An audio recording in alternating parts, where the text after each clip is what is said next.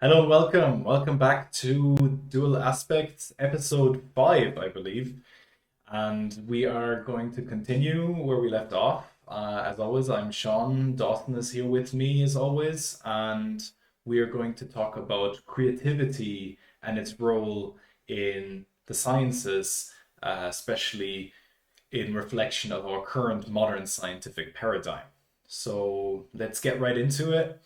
Dawson, tell us about what you've discovered, what you've gathered about the idea of creativity in science. Thank you. Recently, I've been looking to the work of Goethe and his whole life project of researching into the Naturwissenschaft of his time. And what is fascinating about Goethe is that he not only appreciated science as a poet, as a primarily an artist, he also began engaging with his contemporaries in specific fields. So he started by studying mineralogy, and this was done by way of his travels through working with the Weimar Republic. He would go on trips, and then he started making sketches of granite and other ruins, and then it drew him into this interest in the basis of the field of mineralogy. And then he started reading the literature on that field, and then he uh, tried to make his own research credible in correspondence with his contemporaries. So this was like his Right. beginning was with mineralogy. Just a point of information.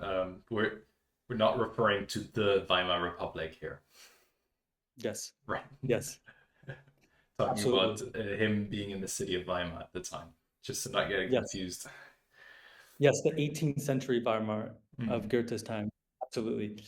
And so with this beginning, I think is important to emphasize is before we get into the science and the scientist, is that he was an artist first and foremost.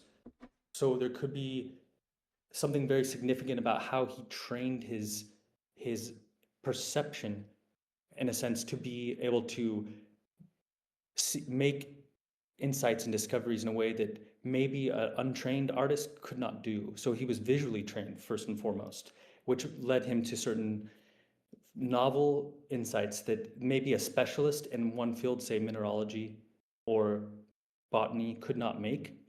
And so from there, he would write aphorisms and poems.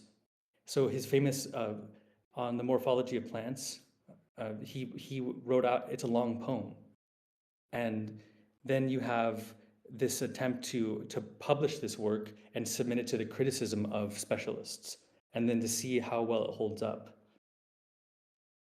Yeah.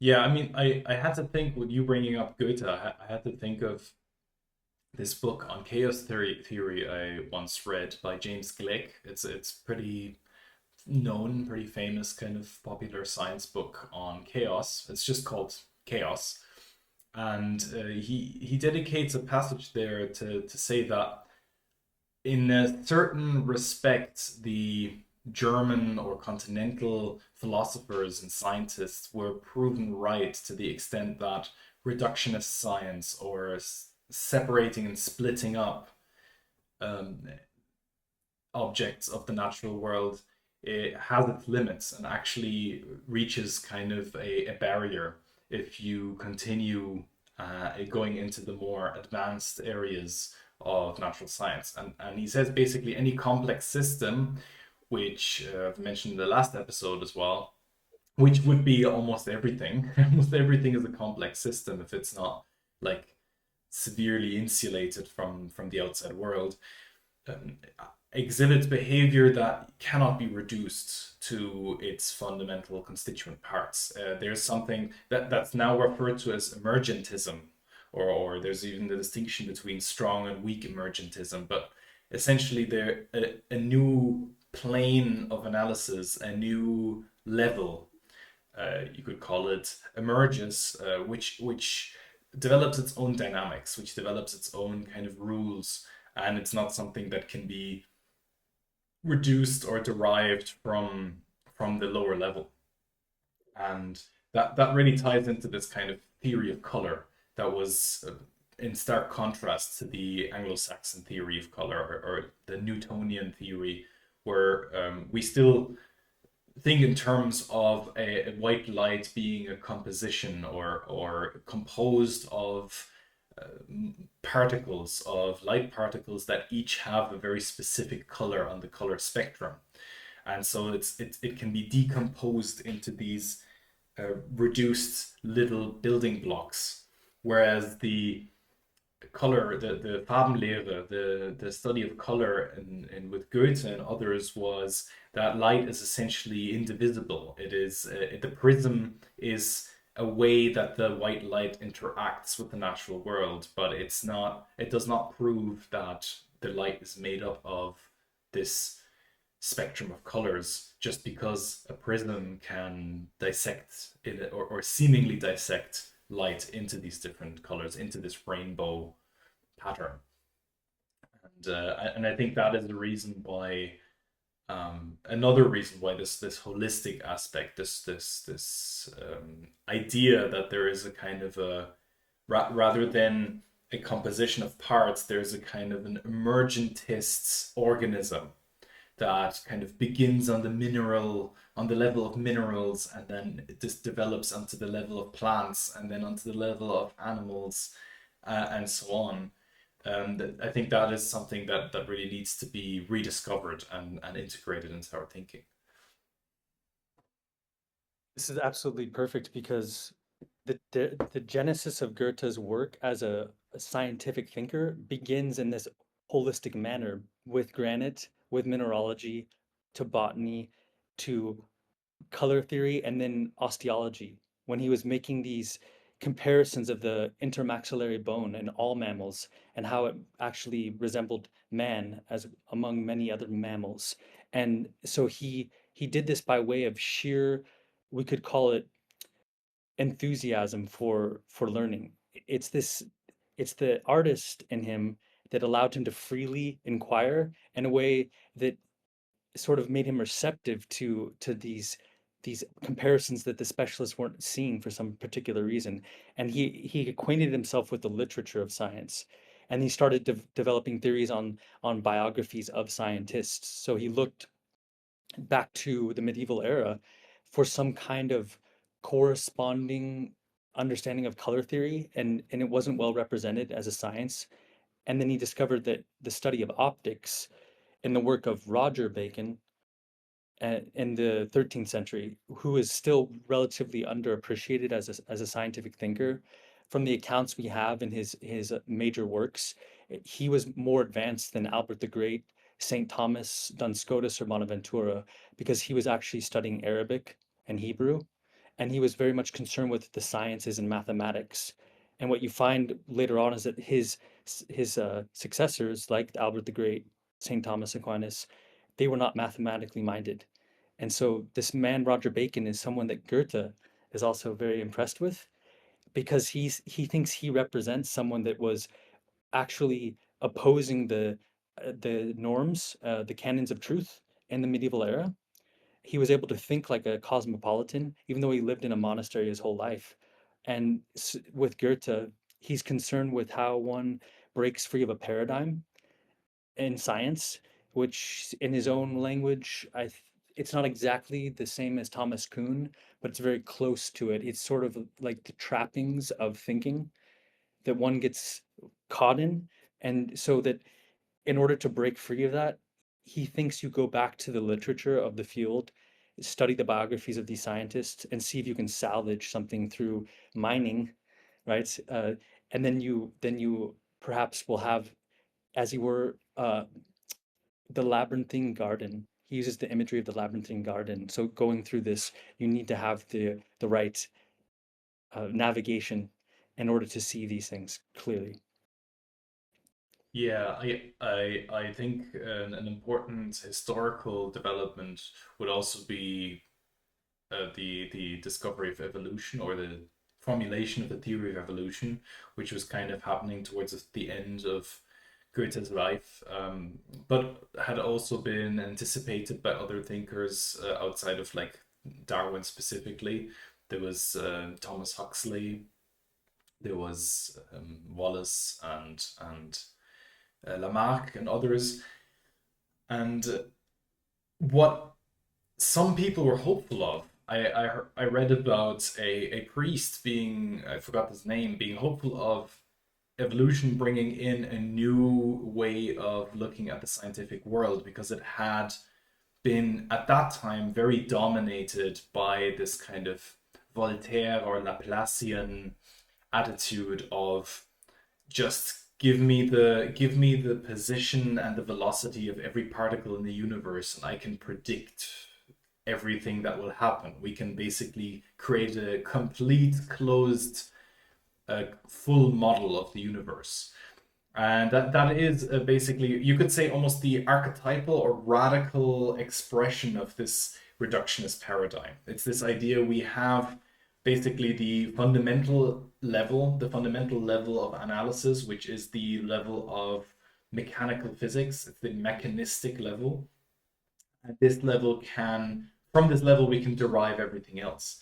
And it's just interesting to see how even within physics, this is not really possible.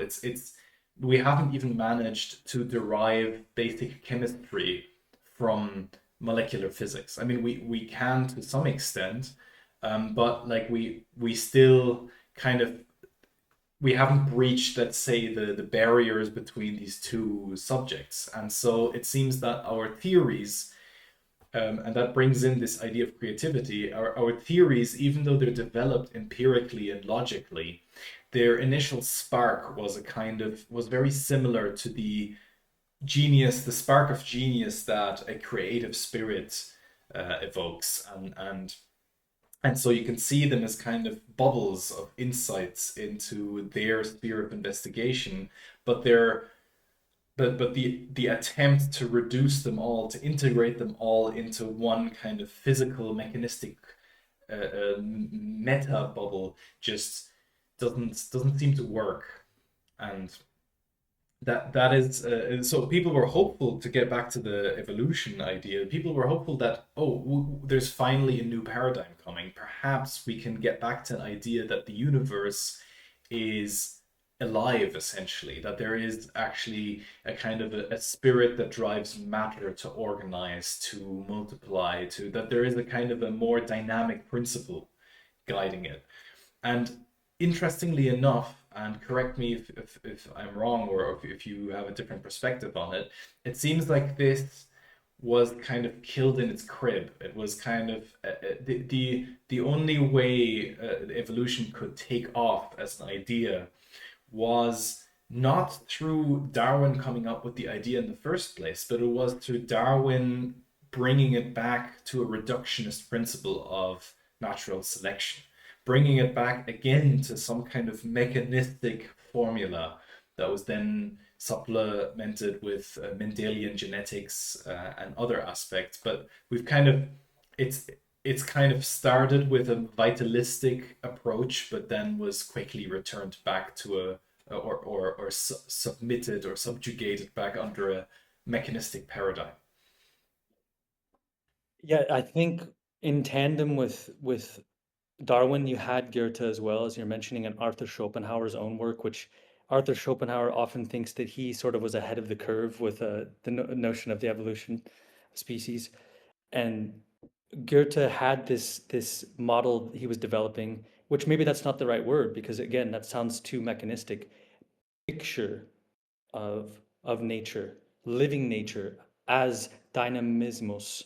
It has dynamism. It is fluid, and that's why he, and amongst others, a figure that is often forgotten, Novalis, because Novalis has an unpublished romantic encyclopedia, which is scientifically oriented. He studied chemistry and physics and other natural sciences, and he had all these notes compiled that he was going to release, but he was only 29 when he died, so he didn't have the Yeah. opportunity to release that. And he worked in salt mines, and he, unlike Schelling and Hegel and others of his time, he was very steeped in natural sciences.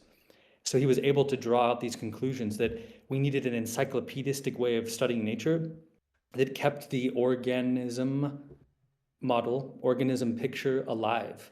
And so it's better to observe nature in process as it is becoming which would require field research rather than any kind of laboratory research. So they're fundamentally opposed to one another. This Laplacian model, which is very effective in mathematics, that was popularized very well by the work of Voltaire, because Voltaire was a apologist for Newton and he was an Anglophile. So he was spreading Newton and the before Laplace, he was spreading Newton's ideas to the world, and because he thought it was a way of freeing oneself of the dogmas of religion.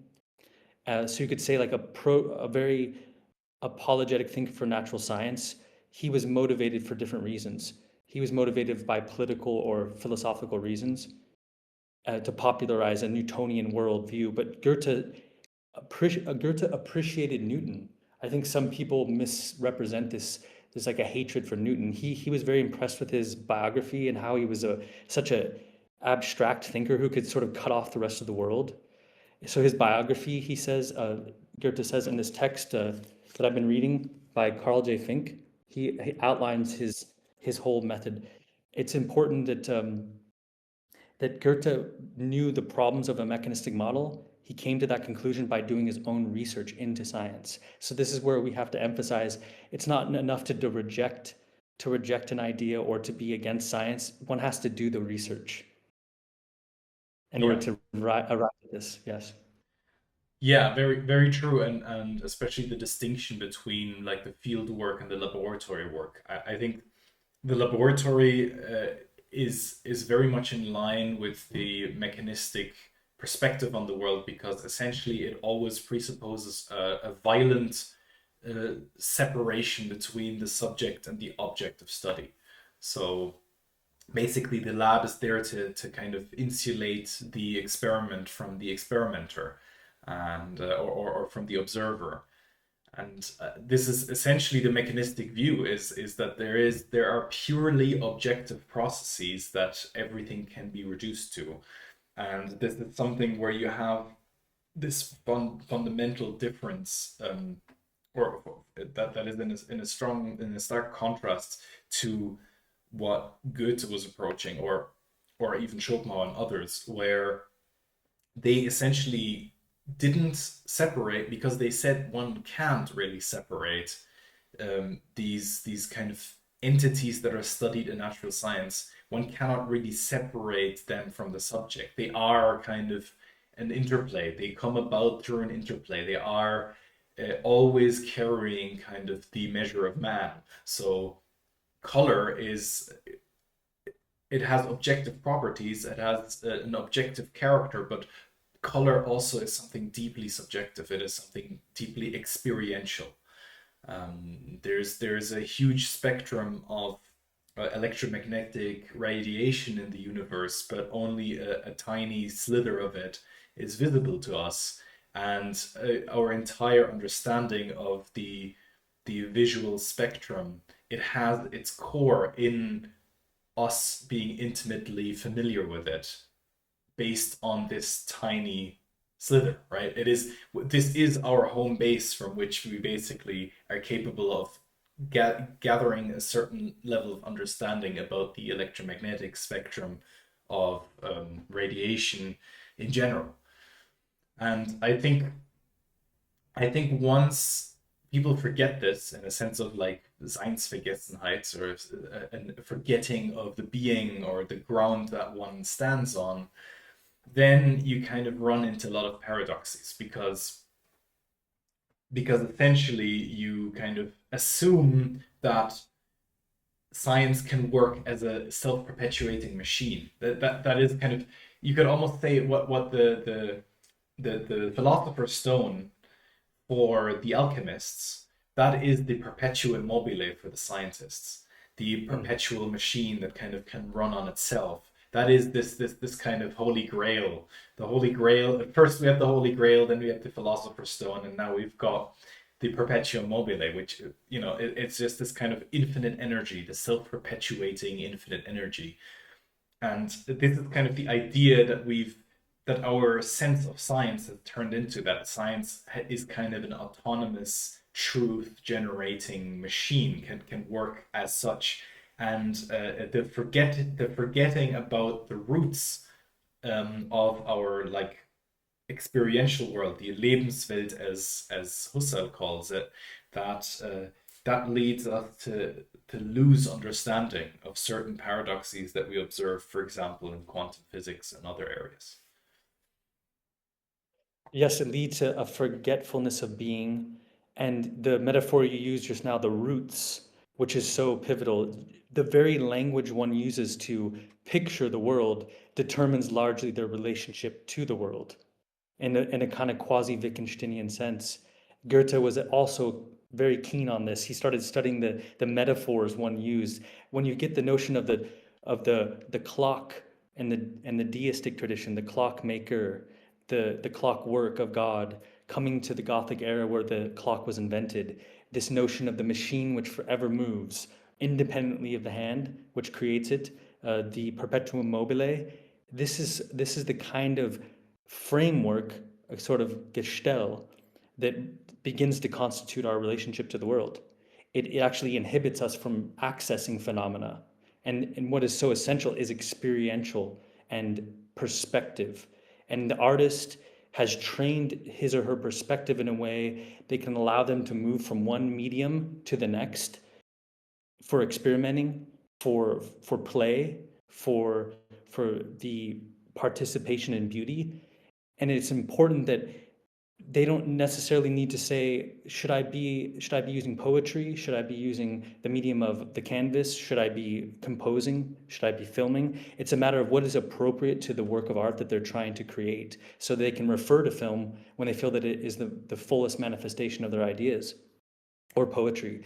And the more that they train themselves in this dynamic manner, the more they could lead themselves to making discoveries which would be sort of cut off from a mathematician or a physicist, unless this mathematician or physicist is trained in a way that Pascal or Descartes was in mathematics, or some of the great men like Heisenberg and Wolfgang Pauli, who have made this same thesis that the observer and the observed are inextricably bound. Like you said, it's an act of which the color spectrum is, we register it. It's registered by us. It comes alive. Without us, it wouldn't really have the manifestation. It wouldn't exist in the sense that we behold it. So the subject is always there. Yeah, Wheeler would refer to this as like a meaning loop, where like meaning can only be derived if it was all initially injected to a certain extent, right? Perfect. Um, and yeah, it is very true, especially when looking at different kinds of how different kinds of discoveries are even made. You know, it's a lot of it includes a lot of play, a lot of creativity, and you could say motivating factors that are not purely rational or logical. For example, if you look at, let's go to the most rational and logical fields that you could imagine, which is mathematics.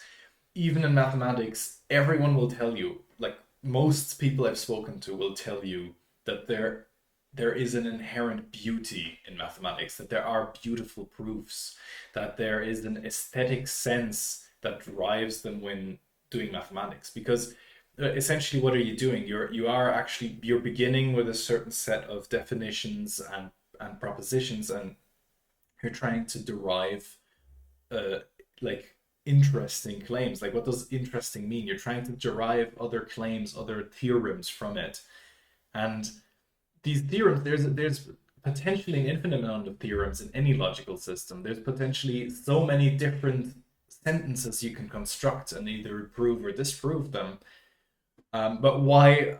What? Wait, on what basis are we choosing the ones that end up being the theorems we hear about, we have proofs about, and that is driven by some sense of higher purpose, higher usefulness of the theorem in question, of a certain inherent beauty, an inherent reason for pursuing it.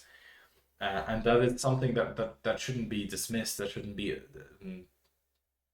be ignored, because otherwise, where would even this intrinsic draw towards science come from? Even people as let's say, dry and rationalistic, and as Richard Dawkins, constantly can't stop themselves from constantly speaking about the beauty, the inherent beauty of science. It's as if it has to be aesthetically satisfying, aesthetic satisfaction in the sense of the sensibilization, the Kantian term, right? Aesthetic meant through the senses. Going back to the Greek, aisthanomai. So it had to be something we preferred because we select the questions, we posit the questions that we wish to allow us to guide us through our research. We ask the questions. That's why before research is carried out, before scientific discoveries are made, there has to be the foreground to discovery. And what that is, and each epoch changes. This I was looking for the direct quote from famously Descartes when he was a very young man. He wrote in his journal around 1614. He said, "I had a dream. It was like the vision of this star, and it said to me, I must go down this line of inquiry to the whole field of knowledge, and I must follow that unerringly with complete devotion." And I can't find the exact quote. I'll find it later and let people refer to it. It's so significant because the dream was the catalyst to Descartes' life, essentially, as a thinker. Yeah, yeah, and especially given in the context of how relevant Descartes is to everything we are talking about, right? Like there's the split, the violent separation of the subject and object, you could say, was pretty much invented or discovered or whatever you want to call it, um, by Descartes, and it is actually a relevant question. It's like he split the world into res existentia and res cogitans, right? In a way, like even though you could say that in a certain way, in a certain respect, he kind of was kind of an original culprit of this mechanization. However, on the other hand, from today's stage that we're in this kind of mechanistic outlook, Descartes can again be actually refreshing or fruitful, as in he actually brings back this question of how to reconcile these two worlds. Whereas you could almost say that even that question has gotten like dismissed or Yes. forgotten.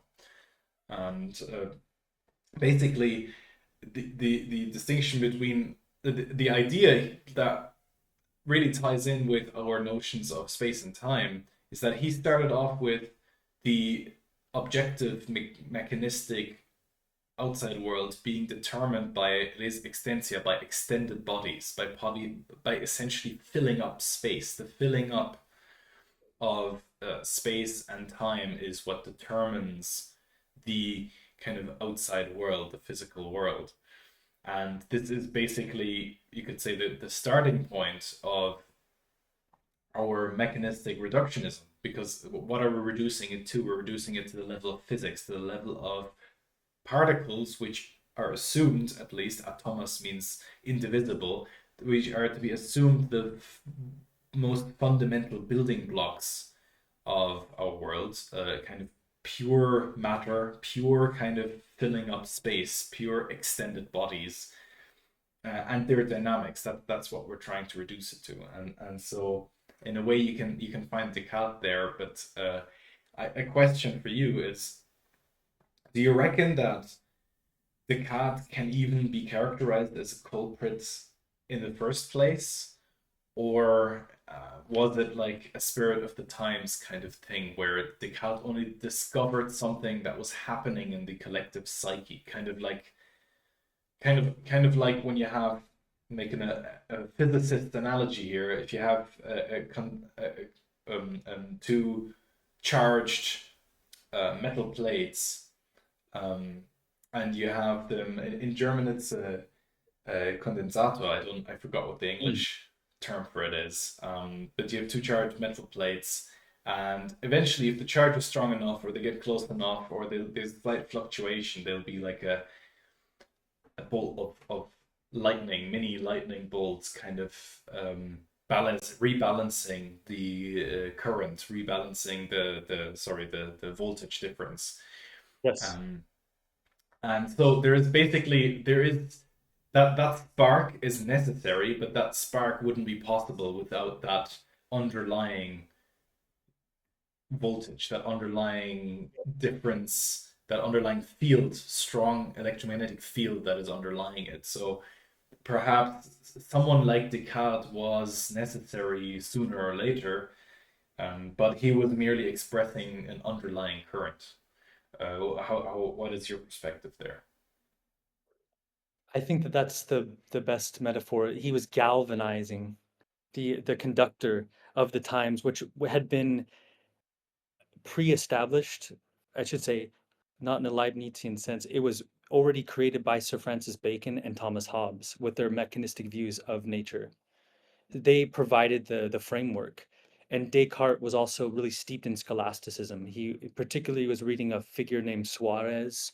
He was a Mhm. late Spanish scholastic thinker. His work on metaphysics was very important to Descartes. So he was steeped in scholasticism, which also had its very rationalistic elements. Taking that together with his own research, which absolutely seminal for Descartes is his own laboratories that he had set up. Anywhere he would go, he'd always have his research available to him, always conducting experiments on animals, and among other things. So he was galvanizing the scientific mood of his time. And Hobbes had already made the assumption that the extended world is all mechanized, pure and simple. And he didn't even leave free will to speculation. It was also mechanized. He like Spinoza, the argument for free will is dispelled by Hobbes and Spinoza, again in line with Descartes as his student. He said all all effects can be traced to a prior cause, to infinity. This what you think was the choice of your own will could be traced back to the antecedent notion, which then further back to the other antecedent to infinity. So it's really just a causal nexus. And Descartes tried to save the mind. He says the only irreducible thing is the mind, is the cogitans. Uh, so that's not subjected to mechanical laws. So That he's very much represented. that is a prime example of this impossibility of separating the subject from the object. I think this is like a perfect example, especially in the context of like complexity and chaotic systems that I brought up. It's like these systems cannot be described in a closed sense because the observation, the act of observing them changes them in a sense. So that's also the idea of cybernetic systems. It's like if you would develop a model of the stock market and anyone finds out about it, you act upon it in any way, or anyone finds out about it, the rules of the stock market will change in such a way that your discovered rules no longer apply. And so it's the same thing here with these this question of causality of this causal closure that Hobbes talks about. It's like as soon as like the mind discovers the causal chain, the causal principle behind it, there seems to be something about the mind that then supersedes it, that then is capable of taking itself out of it in the most radical way. I mean, the most radical way you can think of is like maybe something like Schopenhauer's antinatalism, right? It's like who could people will have to like come up with something explaining why a species that needs to reproduce and keep living will bring about examples that will just refuse to do so. and Yes. and it's that's kind of where I see Descartes, like the importance of Descartes' attempt at reconciling the mind there, because the mind is exactly who can discover these causal principles that it allegedly is subjected to, but then by discovering them, it already changes its own behavior and already invalidates them to a certain amount, to a certain extent. Yes, and I think the way that Descartes is misrepresented, I use this word again, he's poorly represented by readers of Heidegger, is that they haven't read close enough because Heidegger's not blaming Descartes for the problems of this world, which sometimes scholars like to latch onto Descartes and blame him for everything. This is the problems of Descartes. This is all because of his dichotomy. Actually, Heidegger in his Parmenides lectures, which we know has many references to many thinkers. At the beginning, he says the most influential text in Western philosophy was not the Critique of Pure Reason, and not Being in Time, not Hegel's Wissenschaft der Logik in the modern era. It was Descartes' Meditation, and it's less than 100 pages. And he kind of it's almost like he's criticizing his own work in Sein und Zeit, saying this large book is in this tradition of trying to write out the largest text that will explain everything that comes from Kant and Hegel.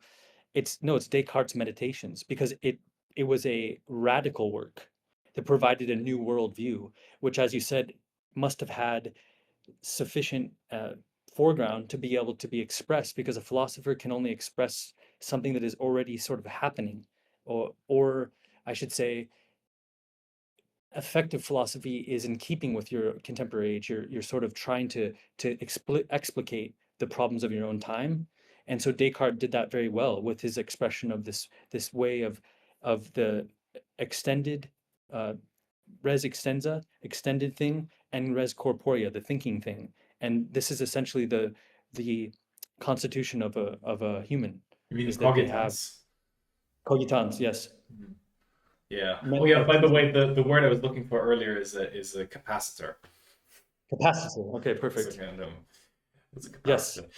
But yeah, it's essentially yeah, I mean, just like with the capacitor, we've got this Cartesian tension though between the mind and the matter, and I think what he's then, thanks to critics like many Heideggerians, he is he is remembered as someone who's famously kind of um, not resolved that issue, or like kind of opened up this issue and wasn't able to close it again, and that can be seen as a kind of a profound rupture.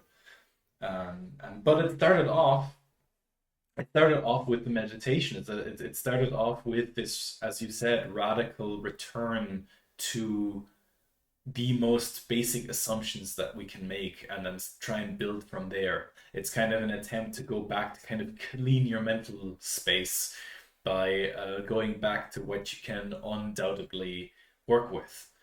This is where the famous, I think, therefore I am, cogito ergo sum, where these kind of, uh, you know, almost popular slogans come from.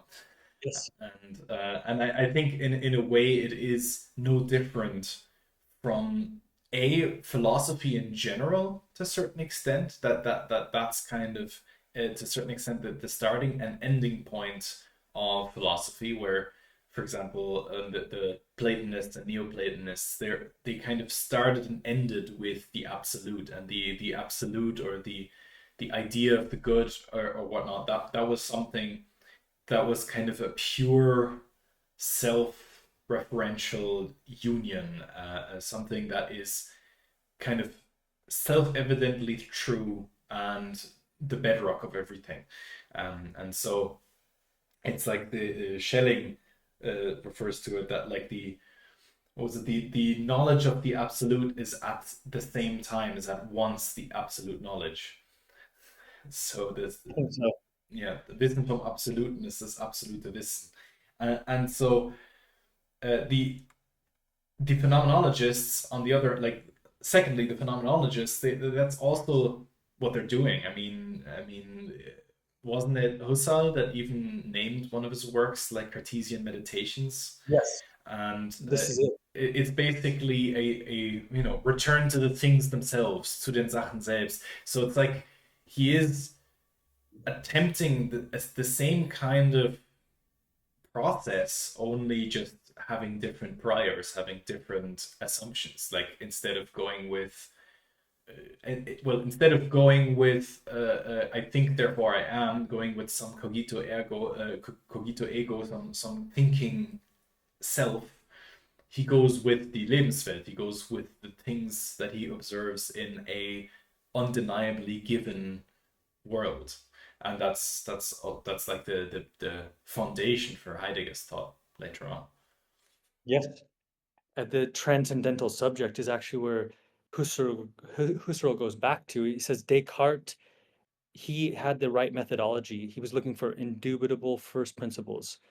And he says in the lectures at the Sorbonne, the Cartesian meditations, is that I'm going to radicalize Descartes and I'm going to ask the same guiding methodological question, and I'm going to try to find transcendental subject that can ground consciousness in indubitable categories in order to keep the sciences from becoming relativized into different branches. He says, my project is so radical that I have to ground the thinking for logic and mathematics. So it is the bedrock, as as Henry David Thoreau says, the granite, the granitic truth, the hardest truth that you can stand upon. And this is the kind of foundation he wants. And I think that there is attempts in Goethe to do that as well with his examination of nature. He wants to go from examining it to participating in it because the artist is always participating in the creative activity. It's an activity rather than a static moment. It isn't definable in that it is activity. It is idiosyncratic. You can give examples of great exemplary artists like William Blake and Wagner and Nietzsche and Sibelius, but you couldn't define what it is to be Sibelius, Nietzsche, Wagner, or William Blake because it is such a malleable activity, and it requires also resisting the the tide, if that's the right metaphor, the current of your contemporaries, which could actually stifle your work. And this is why maybe it does require at times to revert to a historical figure like Descartes. You invoke Descartes, you invoke Goethe, you invoke phenomenology as a discipline, as a way of breaking free of the restraints that you're experiencing, which could be unnecessary.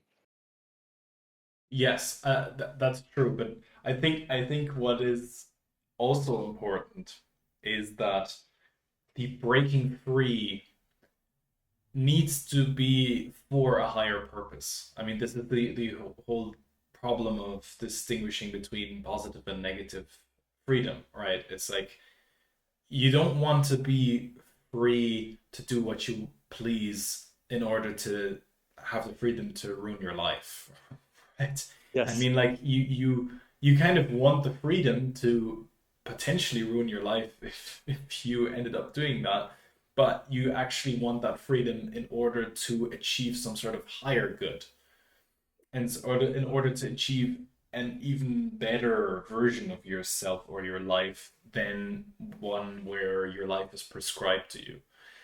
And Yes. I think it's the same thing here if we kind of try and liberate ourselves from our scientific paradigm or from the paradigm that's been guiding and shackling, you could say, the scientific pursuit. It should be for some higher purpose, and I think this higher purpose, for me, it's something that I would trace in this relationship to the absolute. It's like the Seinsfrage, the question of being all over again. It's do was there a misguided or fundamentally kind of expired sense of the absolute, of the unity of the world and nature that was guiding us so far? And if we liberate us from it, if we liberate ourselves from it, what rediscovery can we make? What kind of reunion with this sense of the absolute can we make? I think a good way to trace this is the role that God plays in Descartes' thinking, and then in subsequent thinkers like Newton. You do see a real development. Like God is kind of crystallizing or kind of paralyzing into this placeholder magic principle that just kind of serves as a glue to hold together theories. And this, like with time, it was just bound to expire. Yes, and interesting invoking the monotheistic God with Descartes and Newton. with figures like Goethe and figures like Wagner and Nietzsche and Schiller, they're invoking the gods of antiquity. So this kind of Greco-Roman romanticism is a the Hellenism that comes out of this Greek and Roman worship that started with a figure Winckelmann, who is so important that people somehow have forgotten. Winckelmann's largely responsible for starting archaeology and unearthing ruins of Greek and Roman antiquity. He sort of had this notion that we could find the relics of antiquity.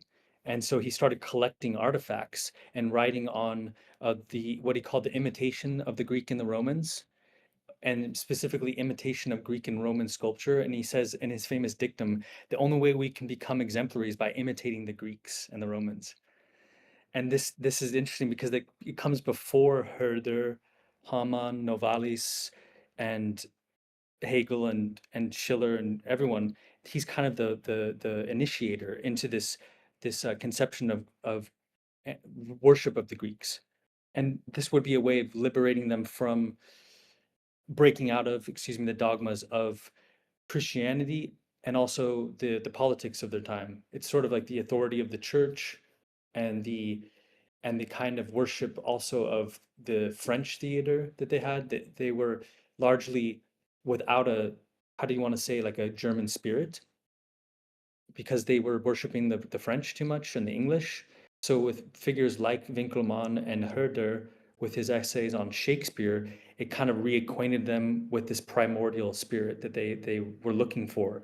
They could create their own work with the Sturm und Drang, the movement, right? Stress. I don't know that I don't think the translation is very good. What does it translate as normally? Oh gosh. Sturm und Drang. Uh, Let me it's think like a about it. youth. Yeah, the movement of the youth, but artists primarily, who were concerned with shaping culture. So the telos, the higher principle, is actually actively shaping culture. So the medium of the arts allows one to interact with the public. It allows the artist to have influence in the sphere of politics and in the state. So I think the higher order principle is actually influencing culture towards a more holistic model, which is perhaps something that the Greeks, specifically Plato and Aristotle, had that the 18th century did not have, and that the 21st century certainly does not have on a large scale. It is largely very much mechanistic, compartmentalized, and reductive, even in medicine, especially. So I think that the expression of health is the purpose of life, not merely subsisting, not surviving, not pursuing pleasure for pleasure's sake. It's actually creating. And the artist for me is the paradigm case because of their will, their attempts to translate nature, to commune with nature, to have a Gesamtkunstwerk, to have an aesthetic education of man in Schiller, and to look at nature as process in Goethe. Mhm, mhm. Yeah, I mean, going back, especially looking at the history of how these this kind of thought developed, it is a relevant question for me as well, whether, you know, Newton, for example, most of his writings and works were on theology. He wrote on natural philosophy, he wrote on mechanics, but what we don't read about is his whole work on the book of Revelation and the book of Daniel, in the context of the book of Daniel, and his whole analyses of the Temple of Solomon and all that. And him even claiming that the entire universe is a reflection of the Temple of Solomon, that the Temple of Solomon is a kind of a reflection of the divine principle that guided the creation.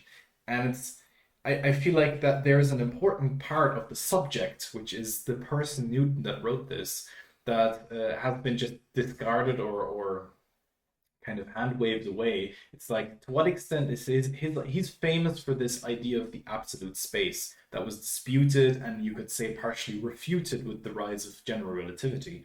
But to what extent does is the absolute space derived from the Temple of Solomon? Like, I mean, it sounds crazy, but like, to what extent is that was that actually really important to his conception of space and time? And even this whole idea, I would say, even the term mechanistic is almost almost like outdated a bit, because like this whole idea of there being fundamental laws of the universe that are eternal and given and set, and the whole universe is like a big box, a big empty, infinite empty receptacle, which we even call today the Cartesian coordinate system. Um, that this is that this is then where all of these eternal set laws just kind of play out. That's the whole assumption behind the Laplace's demon, but behind the idea that the whole universe can be predicted.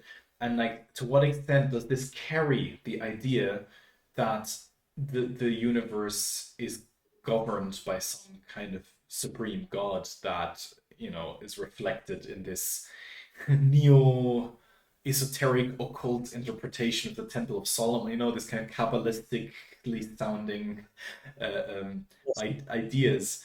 Um, and and yeah, so basically what I'm getting at is like, uh, C.S. Lewis put it well when he said that, like, to say that an object falls down because it obeys a law of gravity, because it obeys a law, would make it a person or even a citizen.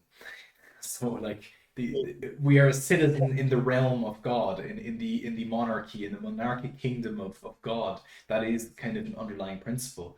And I think this has become outdated. Like, Heidegger already, in his famous Spiegel interview, referred to science as being cybernetics. And that could be potentially a more apt description, where like there is the mechanistic aspect, but there's also our machine metaphor is the computer. There's a hardware aspect, but there's also a software aspect. We have a mechanistic view of biology, but we've also got like psychology. We've also gotten various psychological theories. They seem to exist in this cybernetic feedback loop of the bureaucratic organizations that they're part of. And that is something, this is a view at it that is sacrilegious to a lot of people, because it would kind of trigger a radical critique, a radical kind of you could say earthquake, quaking and shaking of the foundations, if we kind of came to terms with this. It's the right metaphor too, because in nature there are moments of rupture and violence, and there it is tempestuous, anomalous even. Those are the occasions of which we are reminded of the inability we have over nature. As much as we like to be anthropocentric, we actually don't have control over it to a certain extent. There are cases of induced seismicity where there have in China have been man-caused earthquakes due to so much uh, rupture on the surface. And I think it becomes apparent to people now that we actively can destroy nature, and we have already given it the framework. Again, we've provided with the framework of the mechanization. And to say that this is blasphemous and this is anathema to nature is to begin to move away from it, to ask, how is it organic again? How is it something that expresses health? And how much is it important that I see myself in a kind of quasi-romantic sense? I see myself in relation to nature as participation in nature. And this is something that the Romantics did so well, is exalting it, even though it was kind of a dichotomy still, that there's nature and there's the I. It still allowed one to have this transcendental experience, that I can observe nature with this sublimity and Kant, and with this disinterested delight and aesthetic experience, and also with Schopenhauer, when we become the pure subject of knowing, it's when the distinction between myself and the world it collapses. I'm beholding the Alps at sunrise, and that phenomena, it has a singular aspect of which myself and the world just completely are annihilated. I become the will-less subject in contemplation of aesthetics. This is what's so phenomenal about his aesthetic theory, is that I actually, in a kind of sense, I'm annihilated in the observation of the beautiful in nature. Right. It makes me think, even though that's not directly related, it makes me think of Nietzsche's Zarathustra and the way it opens. It opens with Zarathustra speaking to the sun and saying, "What would you be without those that behold you?"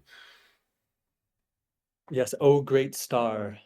Yes, this is so it begins with this the appreciation of the phenomena and directly communicating in a way that sounds like the madman. It sounds like a very peculiar type of person that speaks to nature, Mhm, addresses nature directly, right? mhm. The way that the pagans would have, as they call them now, the the polytheistic men and women, the figures of history, direct communion with gods, with nature, and not rejecting it when receiving inspiration, and not dissecting it and ignoring it.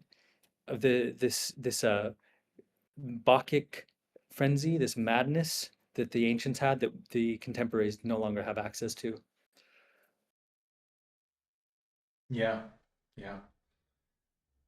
Well, I think this is a good point to end it for this time, and I'm really looking forward to next episode. There's basically an infinite amount of topics we can explore in this, but I would like to dig deeper if we can next time into this inherent guiding religiosity in or like esoteric, you could say esoteric theology in people like Newton, and how that influenced them and how that stood in contrast with this kind of entirely sterilized deism of the Continentals, of the French, and how they potentially were just part of the same overarching development. But yeah, Perfect. until then, I'll wish you all the best and see you next time. Take care.